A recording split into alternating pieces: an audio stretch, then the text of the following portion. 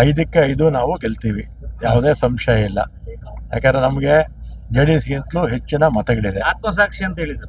ಆತ್ಮಸಾಕ್ಷಿ ಕುಮಾರಸ್ವಾಮಿ ಅದೆಲ್ಲ ಏನಾಗಲ್ಲ. ಹೌದು ಸರ್. ಆಪರೇಷನ್ ನೀವು ಮಾಡಿರಾ ಅವ್ರು ಮಾಡ್ಯಾರ? ನಾವು ಮಾಡಿಲ್ಲ, ಅವರು ಮಾಡಿಲ್ಲ. ಅದರಿಂದ ನಮಗೆ ಸೆಕೆಂಡ್ ಪ್ರಿಫರೆನ್ಸ್ ವೋಟ್ ಬೇರೆ ಇರುತ್ತಲ್ಲ, ಅದರಿಂದ ನಮಗೆ ಅವಕಾಶಗಳು ಹೆಚ್ಚು. 5ಕ್ಕೆ 5 ಗೆಲ್ತೀವಿ ಸರ್. ಸಚಿವ ಸಂಪುಟದಲ್ಲಿ ಸರ್ ಬಿಟ್ರೆ ಆಮೇಲೆ ನಮ್ಗೇನು ಇಂಥ ನೀರಾವರಿ ಇಲಾಖೆ, ರೈತರಿಗೆ ಸಹಾಯ ಮಾಡುವಂಥದ್ದು ಇಲಾಖೆ ಅಂದರೆ ಸಹಜವಾಗಿ ಖುಷಿನೇ ಆಗುತ್ತೆ. ಅದು ಬೇರೆ ವಿಚಾರ, ಇದು ಬೇರೆ. ಶಕ್ತಿ ಪ್ರದರ್ಶನ ಏನ್ ಸರ್?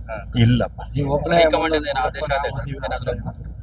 ಖಾತೆ ಹಂಚಿಕೋದ್ರಲ್ಲಿ ಏನಾದ್ರು ಹೈಕಮಾಂಡ್ ವಿಚಾರವಾಗಿ ಇಲ್ಲ, ಏನೂ ಇಲ್ಲ. ನಾನು ಹೇಳಿದಲ್ಲ ಆಗ್ಲೇ, ನಾನು ಮಂತ್ರಿ ಮಾಡಿ ಅಂತಾನು ಇದುವರೆಗೂ ಲಾಬಿ ಮಾಡಿಲ್ಲ, ಇನ್ನು ಖಾತೆ ಮಾಡಕ್ ಹೋಗ್ತಿಲ್ಲ. ರಾಜೀನಾಮೆ ಕೊಟ್ಟು ಯಾರಿಗೆ ಚೆಕ್ಮೇಟ್ ಮಾಡಿದ್ರಿ ಅಂತ? ಯಾರಿಗೂ ಇಲ್ಲ.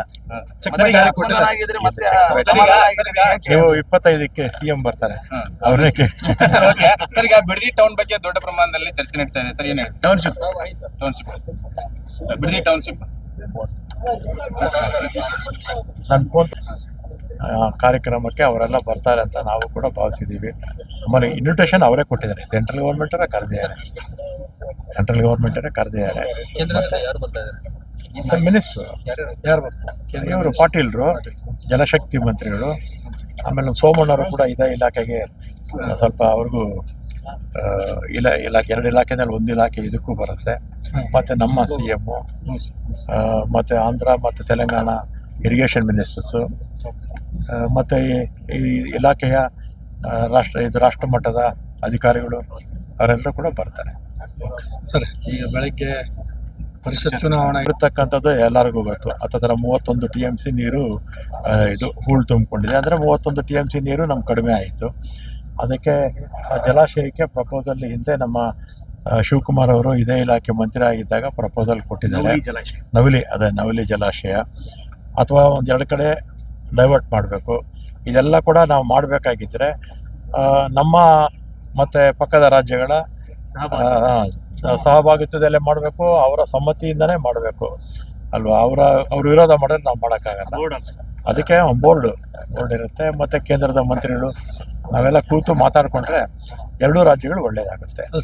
ಅದಕ್ಕೆ ಆಂಧ್ರ CM ಅವರು ಈ ವಿಚಾರವಾಗಿ ಹಿಂದೆಟಾಗ್ತಿದ್ದಾರೆ ಎಲ್ಲ ಗೊತ್ತು. ರಾಜಶೇಖರ್ MP ಅವರಿದ್ದಾರೆ, ನಮ್ಮ ವಿಶ್ವನಾಥ್ ರೆಡ್ಡಿ ನಮ್ಮ ಜಲಸಂಪನ್ಮೂಲ ಇಲಾಖೆಯ ಅಡ್ವೈಸರು, ಮತ್ತು ನಾನು ಶಿವಕುಮಾರ್ ಅವರಿಬ್ಬರು ಕೂಡ ಕೇಂದ್ರದ ಜಲಶಕ್ತಿ ಅಂದರೆ ಇರಿಗೇಷನ್ ಮಿನಿಸ್ಟರ್ ಅವ್ರನ್ನ ಭೇಟಿ ಮಾಡಿದ್ವಿ, ಪಾಟೀಲ್ರಿಗೆ. ಆ ಸಂದರ್ಭದಲ್ಲಿ ಕೆಲವು ವಿಚಾರಗಳೆಲ್ಲ ಮಾತಾಡಿದ್ವಿ. ಅದು ಕಾವೇರಿ ಕಣಿವೆದಿರ್ಬೋದು, ಕೃಷ್ಣದಿರ್ಬೋದು, ಭದ್ರಾದಿರ್ಬೋದು, ಮತ್ತು ಅನೇಕ ವಿಚಾರಗಳನ್ನೆಲ್ಲ ಮಾತಾಡಾದ್ಮೇಲೆ ಮತ್ತಿಲ್ಲಿ ತುಂಗಭದ್ರಾ ಇದು ಪ್ರಾಧಿಕಾರದವರು 19ನೇ ಗೇಟು ರಿಪ್ಲೇಸ್ ಮಾಡಿದ್ದು, ಮತ್ತು ಅದಾದಮೇಲೆ 50 ವರ್ಷಕ್ಕಿಂತ ಹಿಂದೆ ಹಾಕಿರ್ತಕ್ಕಂಥ ಎಲ್ಲ ಗೇಟ್ಗಳು ಕೂಡ ಬದಲಾವಣೆ ಆಗಿತ್ತು. 73 ಇಯರ್ಸ್ 73 ವರ್ಷದ ಹಿಂದೆ ಹಾಕಿದ್ದಂಥ ಗೇಟ್ಗಳು ಎಲ್ಲ ಹಳೇದಾಗಿತ್ತು ಅಂತ ಎಲ್ಲಾನು ಕೂಡ ಈಗ ಬದಲಾವಣೆ ಮಾಡಿದ್ದಾರೆ, ಹೊಸದು ಹಾಕಿದ್ದಾರೆ. ಅದಕ್ಕೆ ಒಂದು ಕಾರ್ಯಕ್ರಮ ಪ್ರಾಧಿಕಾರದವರೇ ಇಟ್ಕೊಂಡಿದ್ದಾರೆ. ಆದರೆ ನಾವು 25ಕ್ಕೆ 12 ಗಂಟೆಗೆ ಆಮೇಲೆ ಒಂದು ಉದ್ದೇಶ ಪ್ರಾಧಿಕಾರದವ್ರು ಮಾಡಿದ್ರು ಕೂಡ ಈಗ ನಮ್ಮ ರಾಜ್ಯದ ವ್ಯಾಪ್ತಿನಲ್ಲಿ ಅವರೆಲ್ಲ ಕೂಡ ಬರೋದರಿಂದ ಇಲ್ಲಿ ಏರ್ಪಾಟ್ ಮಾಡಬೇಕಲ್ಲ, ಅದೆಲ್ಲ ಕಾರ್ಯಕ್ರಮ ಎಲ್ಲ ಆಗಬೇಕು. ಮತ್ತು ಅವಕಾಶ ಸಿಕ್ಕಿದ್ರೆ 3 ರಾಜ್ಯದ ಮುಖ್ಯಮಂತ್ರಿಗಳು ಕೂಡ ಬರ್ತಾರೆ. ನಮ್ಮ ರಾಜ್ಯ, ಅದೇ ರೀತಿ ಆಂಧ್ರ ಪ್ರದೇಶ, ತೆಲಂಗಾಣದವರು, ಕೇಂದ್ರದ ಮಂತ್ರಿಗಳು ಬರ್ತಾರೆ. ಅವಕಾಶ ಸಿಕ್ಕಿದ್ರೆ ನಮ್ಮಲ್ಲಿರ್ತಕ್ಕಂಥ ಸಮಸ್ಯೆಗಳನ್ನು ಕೂತು ಮಾತಾಡೋಣ ಅಂತ ಪ್ಲ್ಯಾನ್ ಮಾಡಿದ್ದೀವಿ. ಸಮಯ ಸಿಕ್ಕಿದ್ರೆ ನವಲಿ ಜಲಾಶಯದ ಬಗ್ಗೆ ಏನಾದರೂ ಬಿಡದಿ ಟೌನ್ಶಿಪ್ ಬಗ್ಗೆ JDS ಅವರು, ಕುಮಾರಸ್ವಾಮಿ ಅವರು ಮೊದಲಿಂದಲೂ ಮಾತಾಡ್ತಾ ಇದ್ರು. ಇತ್ತೀಚೆಗೆ BJP ಅವರು ಸೇರ್ಕೊಂಡಿದ್ದಾರೆ. BJP ಅವರು, JDS ಅವರು ಹಿಂದೆ ಸಮ್ಮಿಶ್ರ ಸರ್ಕಾರ ಇತ್ತು. ನಿಮಗೆ ಕ್ಲೀನಾಗಿ ಪಾಯಿಂಟ್ ಬೈ ಪಾಯಿಂಟೇ ಹೇಳ್ಬಿಡ್ತೀನಿ. 2006ರಲ್ಲಿ ಯೋಜನೆಗೆ ಚಾಲನೆ ಕೊಟ್ಟವ್ರು ಯಾರು? JDS BJP ಸಮ್ಮಿಶ್ರ ಸರ್ಕಾರ ಇತ್ತು.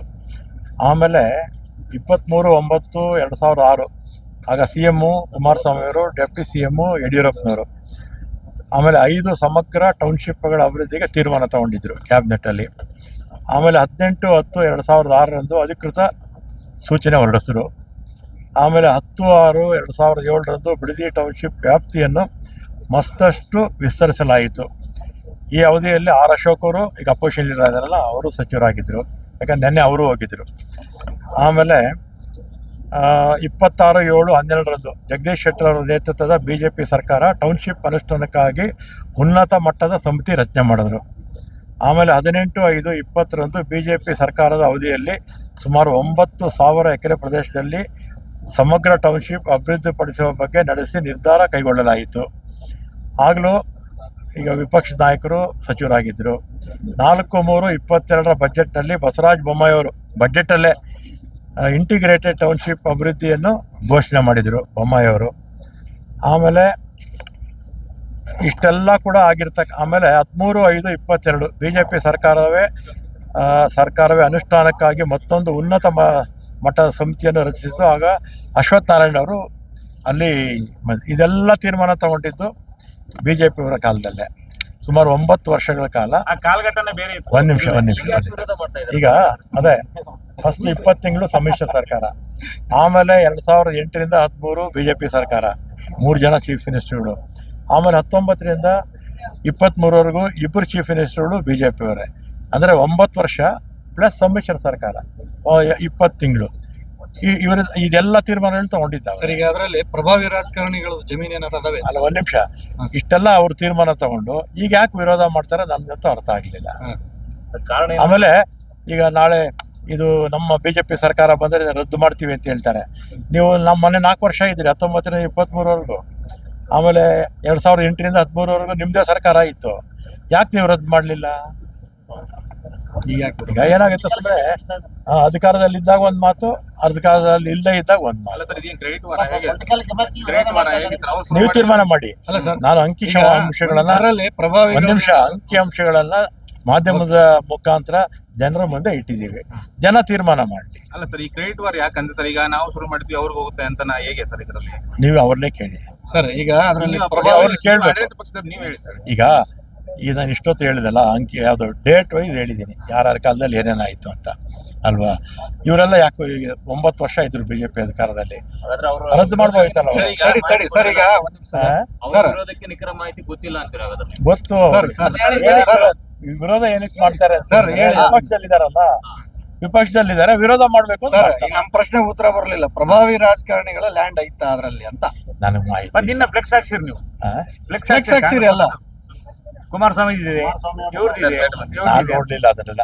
ಸರ್, ನಾನು ಪೇಪರ್ ಓದ್ತಾ ಸರ್, ಇದ್ದೆ, ಈಗ ಅಲ್ಲಿ ನನಗೆ ಅದ್ರ ಬಗ್ಗೆ ಬಹಳಷ್ಟು ಮಾಹಿತಿ ಇಲ್ಲ. ವಿರೋಧ ಮಾಡ್ತಾ ಇದ್ದಾರೆ ಸರ್. ಅವಾಗ ಲ್ಯಾಂಡ್ ರೇಟ್ ಕಡಿಮೆ ಇತ್ತು, ಇವಾಗ 2 ಕೋಟಿ 2.5 ಕೋಟಿ ಈ ತರ ಕೊಡ್ತೀನಿ ಅಂತ ಹೇಳಿದ್ರೆ ಅದು ನಮ್ಗೆ ಬೇಡ ಅಂತ ಹೇಳ್ತಿದ್ದಾರೆ ಸರ್ ರೈತರು. ಈಗ ರೈತರನ್ನ ಹೇಗೆ ಆ ಕನ್ವಿನ್ಸ್ ಮಾಡ್ತೀರಿ? ಪ್ರಶ್ನೆ ಬೇರೆ. ಯಾರು ಲ್ಯಾಂಡ್ ಅಕ್ವಿಷನ್ ಮಾಡ್ಕೊಳ್ಳೋದು, ರೈತರು ಕೊಡೋದು ಬಿಡೋದು, ಆ ಪ್ರಶ್ನೆ ಬೇರೆ.